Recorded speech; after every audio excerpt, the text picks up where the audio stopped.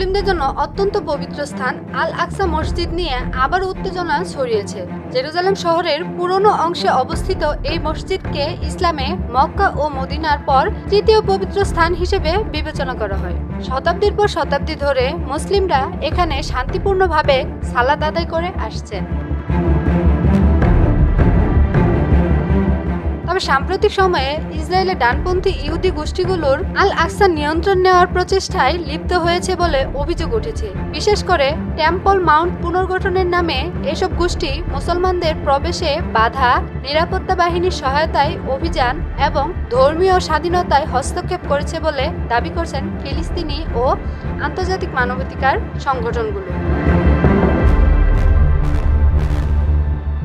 আন্তর্জাতিক নিন্দা সত্ত্বেও নিষেধাজ্ঞা অমান্য করে আবারও আল আকসা মসজিদ প্রাঙ্গণে প্রবেশ করে প্রার্থনা করছেন ইসরায়েলের কণ্ঠ ডানপন্থী নেতা ও জাতীয় নিরাপত্তা মন্ত্রী ইতামার বেন গভির। রোববার শত শত ইহুদি বসতি স্থাপনকারী তার সঙ্গে ওই এলাকায় প্রবেশ করে প্রার্থনায় অংশ নেয়। প্রত্যক্ষদর্শীরা জানান, বেন গভিরের নেতৃত্বে প্রার্থনার সময় অংশগ্রহণকারীরা উচ্চ স্বরে ইহুদি ধর্মীয় আচার পালন করেন, যা মুসলিমদের উস্কানি দেওয়ার শামিল। মিডল ইস্ট আই প্রকাশিত ভিডিওতে দেখা যায় অনেক বসতি স্থাপনকারী চত্বরে নাচতে ও হইচই করতে দেখা গেছে, যা ইসলাম ধর্মাবলম্বীদের কাছে অত্যন্ত পবিত্র এই স্থানটির মর্যাদাকে লঙ্ঘন করে।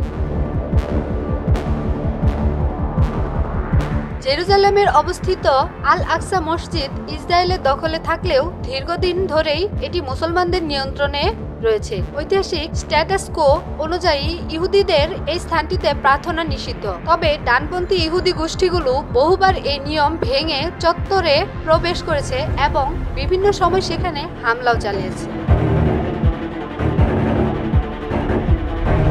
রোববারের ঘটনাকে কেন্দ্র করে পুরো এলাকা কার্যত সামরিক ঘাঁটিতে পরিণত হয় বলে জানিয়েছেন স্থানীয় বাসিন্দারা। বেন গভিরের আগমন ঘিরে এলাকায় তল্লাশি চৌকি বসানো হয়, প্রবেশাধিকার কঠোরভাবে নিয়ন্ত্রণ করা হয় এবং বহু ফিলিস্তিনকে মসজিদে প্রবেশে বাধা দেওয়া হয়।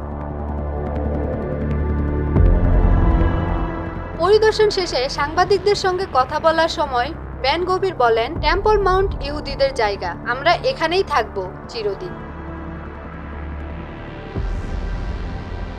আল আকসা প্রাঙ্গণে প্রবেশ করার ঘটনা এটি প্রথম নয় বেন গভিরের জন্য।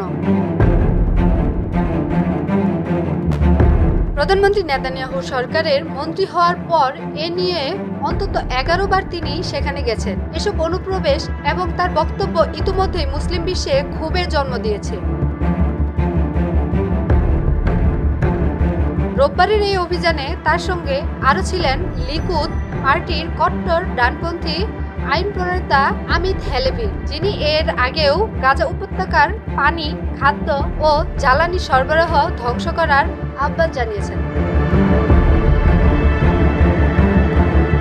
বিশ্লেষকরা বলছেন, এই ধরনের পদক্ষেপ শুধু ফিলিস্তিনি মুসলমানদের নয়, বরং বিশ্বের কোটি কোটি মুসলিমের ধর্মীয় অনুভূতিতে আঘাত হানছে। পাশাপাশি এটি মধ্যপ্রাচ্যে নতুন করে সংঘাতের জন্ম দিতে পারে বলে আশঙ্কা করা হচ্ছে। আল আকসা মসজিদ শুধুমাত্র একটি স্থাপনা নয়, এটি ইসলামী ইতিহাস, বিশ্বাস ও আত্মপরিচয়ের সঙ্গে গভীরভাবে যুক্ত। মুসলিম বিশ্ব এই পবিত্র স্থানটির মর্যাদা রক্ষায় ঐক্যবদ্ধ প্রতিক্রিয়া দেখানোর আহ্বান জানাচ্ছে।